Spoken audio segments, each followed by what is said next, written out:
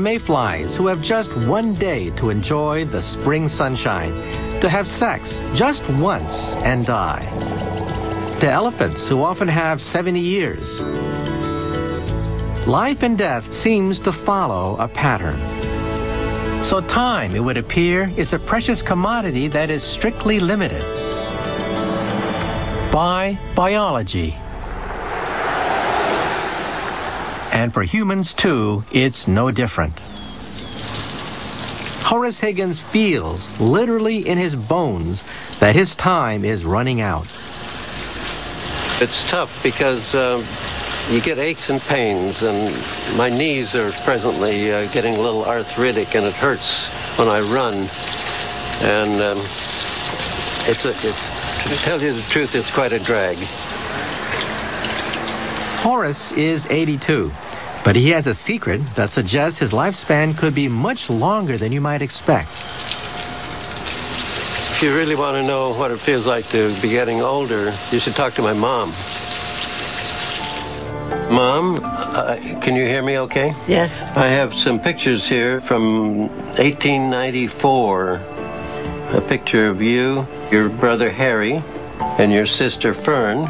And it shows you sitting in the chair, and you're looking quite sad. Do you remember that picture? I remember the picture. Okay. My mother said the photographer frightened me. Marion Higgins was born in 1893, which means she's now an incredible 112 years old. One of the oldest people in the world today, with amazing memories. I can remember that I was standing on a business street in Boise, Idaho. I saw a horseless carriage. It was just a buggy going by, but there was no horse. I thought that was kind of peculiar. At 112, Marion has outlived many of her friends and family. So what then is the secret to Marion's long life? Well, just keep on living. That's all. That's all I can tell you. Don't die. Are we going to lock this up? Yeah, just close the door. Today, many more people are living to old age. But in the whole world, just a bare handful rival Marion's 112 years. Go to the house. The oldest ever was a Frenchwoman, Madame Jeanne Calment, who died in 1997 at the incredible age of 122. But that seems to be it. Biologically, our allotted time runs out. We seem to be bumping up against a natural limit of the human lifespan.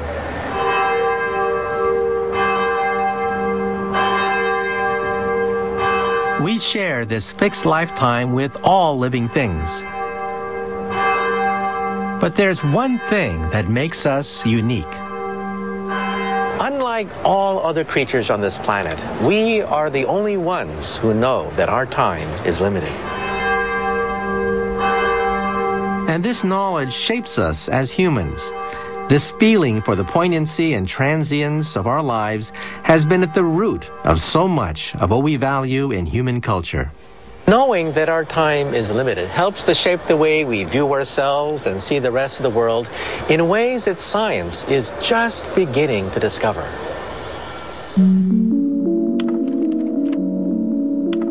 Have a look at these pictures. Which do you remember and which do you forget? Psychologist Laura Carstensen uses the pictures as part of an experiment to study the emotional impact of knowing our time is limited. Humans are, to the best of our knowledge, the only species aware of our mortality. Not just aware that we're dying when we're dying, but that at any point in time, throughout most of life, we have some sense of how much time we have left.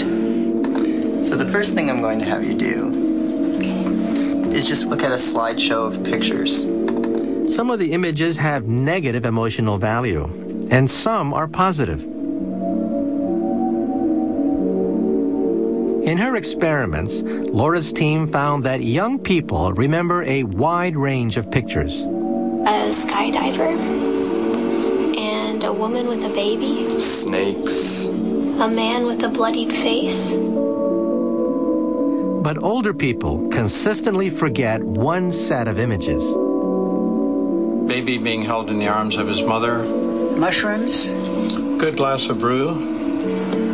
Perhaps surprisingly, it's the negative pictures they forget. That's about it. I can't recall anymore. Okay.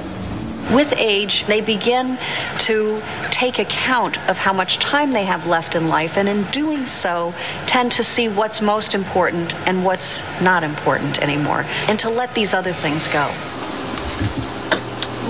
So it turns out that as we age and realize that we have, say, just 5 years left, this fundamentally changes how we see the world around us. Well, I think actually that older people are happy knowing that they only have 5 years left. It is that the 5 years left is what's telling them it's all right to let your guard down.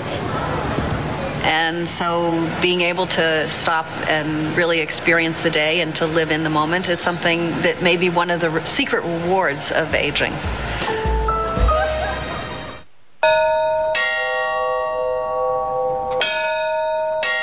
Throughout history, the awareness that our time is limited, that our life will eventually end, has driven humans to search for a way out.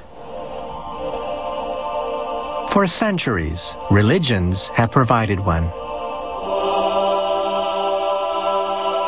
At the heart of religions, practically all the world's religions, there is the offer of eternal life, time without end.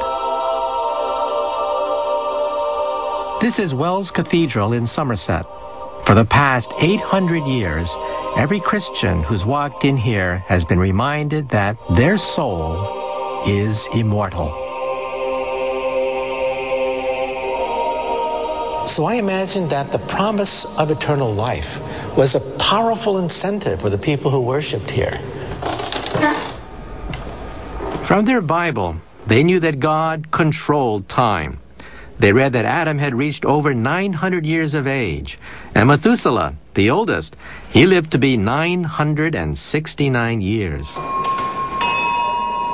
So they knew God had the power over earthly time. And they believed that God could grant them an infinite life extension. It was essential that graveyards be placed close by so that the living and the dead were almost side by side. To the medieval mind, death was viewed as a phase, as nothing but a natural continuation of life.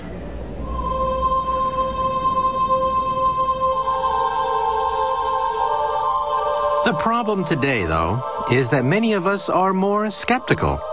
To get everlasting life in heaven, you have to trust that heaven actually exists.